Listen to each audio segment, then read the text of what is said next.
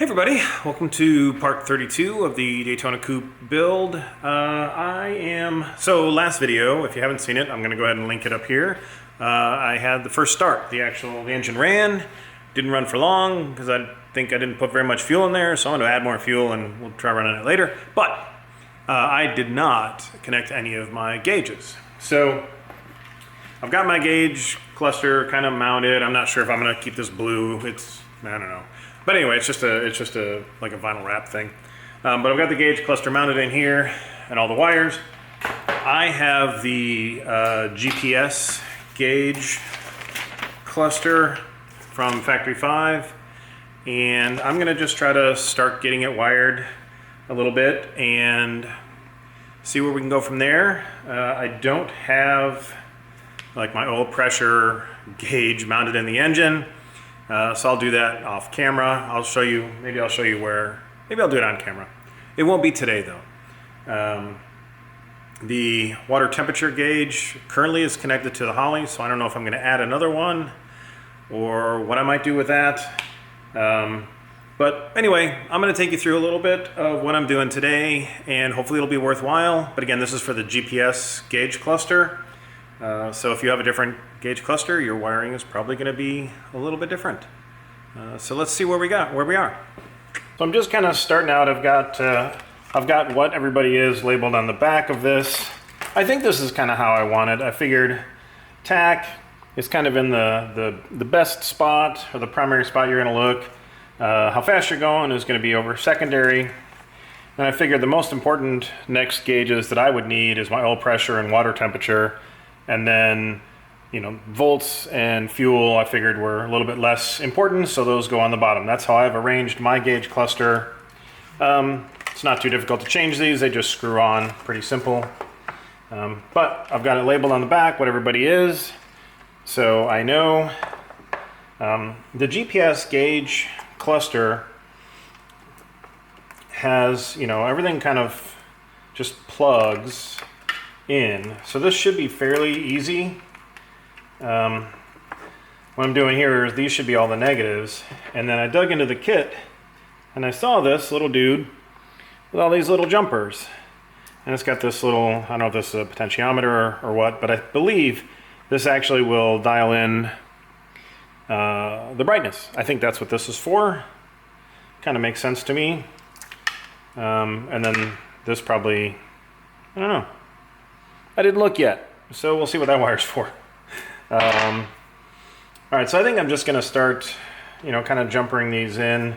Should be just as simple as putting on my glasses so I can see what I'm doing. Just kind of clipping them in. Looks like they go this way. Clip, clip, clip. So I think this is pretty straightforward. Yada da. So I'll do all that, and we'll get the negatives done, and then we'll move on to whatever's next from there. Actually, while I'm over here, why don't I show you a little bit more of what comes in the package with the GPS gauge system. So this is the antenna to receive the signal from satellite. So that just has a little screw-in dude that screws in to there.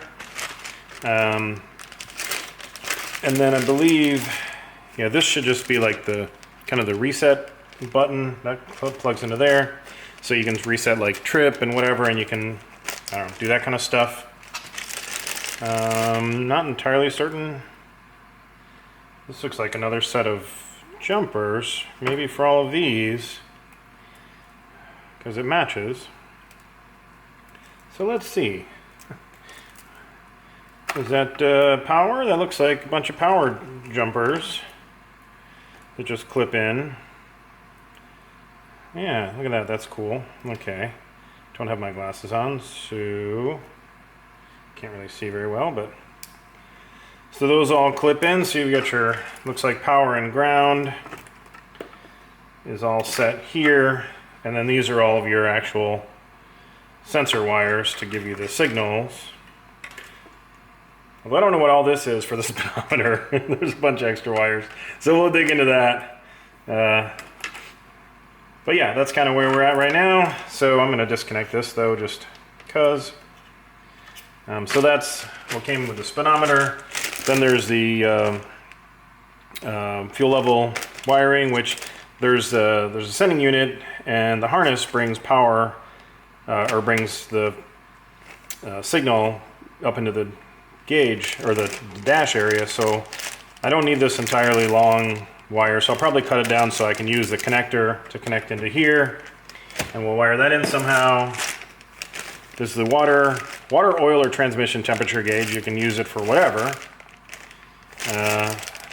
So I'll probably use it for water temperature, and we'll figure out a spot to put that. Then got the oil pressure gauge, and that will go into the block. It actually goes into my engine block. Just, excuse me, I'm going to sneeze in a second. Excuse me. All right, I'm back.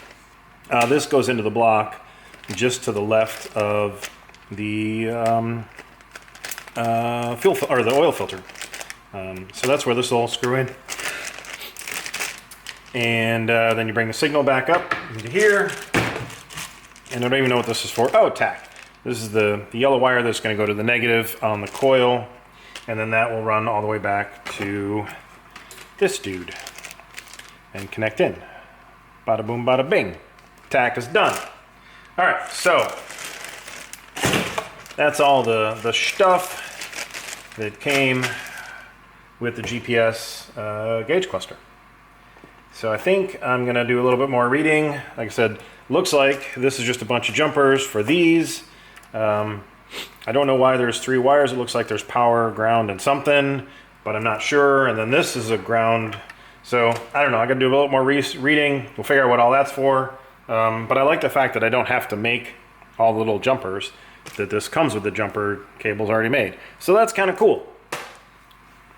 All right, gang, I did a little bit of reading because it's not that difficult. This red, black, and white is, red is 12 volts keyed on. So when you turn the key on, these should get power.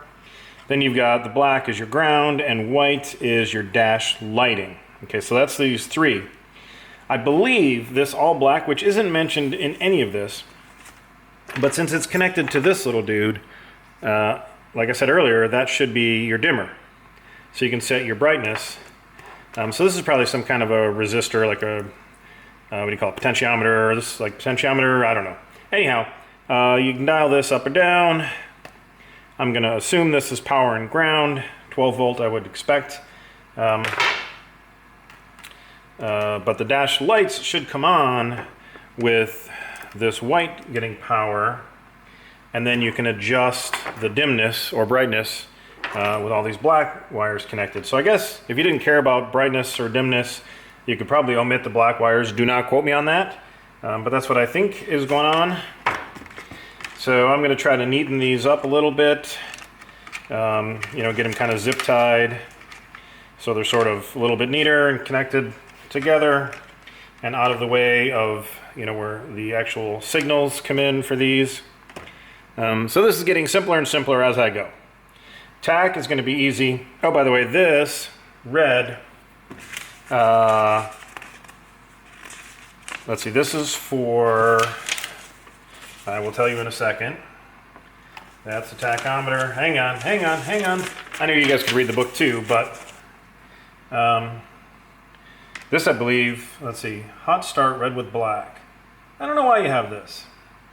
Maybe this helps to power up for the GPS and everything, but there's also power in red here. So, not sure, but this is your turn signals. So left turn signal is the green with yellow, which I don't see a green with yellow. I see a green with like light brown. I guess maybe we'll call that yellow. Green with red. I mean, that looks like brown to me, but I'll call that green and red. That's the right turn signal, and this blue is high beams.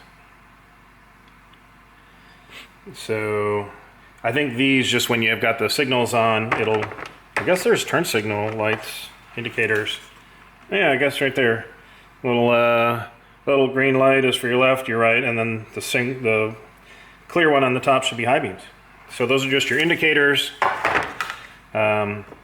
So you can wire these in to wherever your turn signals go, and that'll give you the indicator in the dash.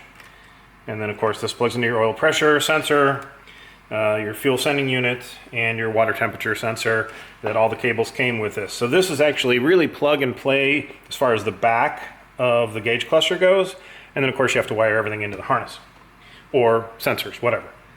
So that's where we're at. I'm going to spend a little time, I think, neatening these cables up some, and I might just take this over to the dash on the car, and then we'll see, maybe we'll get the tach wired up today. I don't think I'm going to do the oil pressure or the water today. Maybe I'll do the fuel and volts. Volts, there's no, if you see, the volts doesn't have anything because it just tells you the volts off of the red power. So there's that. And then I'll probably try and wire this into power, and we'll see what happens. Do a smoke test. So I think that's how I might try to finish out this video today, as this will be a little bit buttoned up. We'll be over there, we'll have these wires run, a couple of them anyway, and then we'll turn the key to on, and we'll see if we get power or if we get smoke. All right guys, I've got part of the gauge cluster wired in. I think I might have one or two things a little bit off, I'm not entirely sure, but I definitely have power to the gauge cluster. I've got, all I have is connected is the speedometer, well, power to all the gauges, the tach, and of course the voltmeter just needs power. So let me show you what I've got so far. And I did start the car, and the tach seems to be, at least seems close to accurate. So that seems reasonable. So let me kind of take you through the wiring that I've got so far, and then I'm going to close out this video, and we'll pick up again whatever I do next. I'm not sure what that's going to be. So hang on, let me turn the camera around. So I've kind of got the gauge cluster just sort of temporarily mounted there. I went ahead and plugged in the headlight switch just because I didn't get any dash lights on the gauges, so I plugged in the headlight switch to turn the headlights on, and I still have no lights on the dash, so I've got to figure that out. It could be because this is connected wrong, not certain, because these are dash lights here. This white says dash lights, and then ground. So I've got this connected to this feed, but then this feed is also dash lights, this white one, and you can see that this loops over to here. So I don't know why there's two dash light feeds. I thought maybe this one would be the dimmer and this was just power. So I gotta do some research on that. That I'm almost certain is wrong. But then, so there's these red, black, and white wire that comes off the back of the gauge cluster.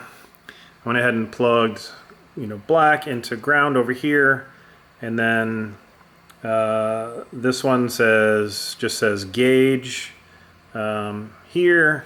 So I plugged that into the red, and then I've got the dash lights into the white, which again seems to be wrong.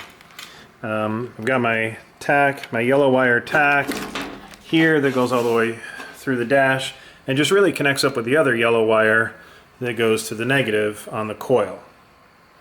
So negative on the coil all the way through that connects to the yellow wire for the Holley ECU. And then, actually, do I even have that plugged in? Oh, I gotta plug that back? No, that's plugged in. Anyways, don't listen to me, I'm babbling. So the tach does work. The gauges, when I turn the key, they all kind of do the little digital reset thing. And then, like I said, volts, actually it still sits there on whatever, 14.5. So that was from when the car was running. Apparently when you shut it off, it just stays where it was.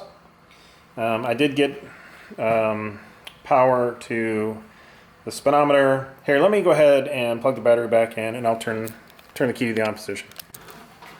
All right, let me go ahead, and you'll hear the fuel pump go. There we go, and you can see that they all reset, and then now we're only at 12 volts until you start the car.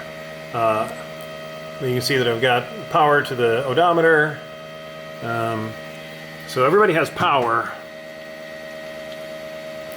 Make sure I turn this the right way to on. Okay.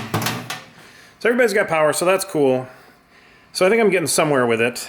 Again, I need to connect up the GPS for the speedo, and then, you know, turn signals and all the other stuff. I do have the oil pressure line run. Let me show you, actually. I told you I was going to. So watch out for this hot manifold. So oil filter, and then where you see this will come out, and then the oil pressure sensor will connect, and then I've got the wire just here to plug into that once I get that in.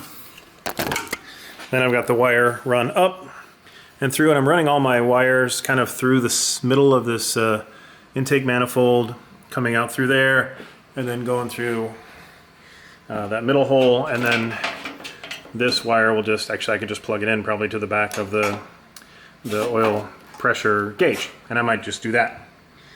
So that's kind of where I'm at. So I call this a partial success. I don't have the gauge lights, but the gauges that I've connected seem to work, so progress made. If you have any comments, suggestions, solutions, questions, answers, whatever, just hit me up in the comments below. And thanks for tuning in, guys, and we'll catch you in, what do we have, this is part 32, so we'll catch you in part 33. See you then.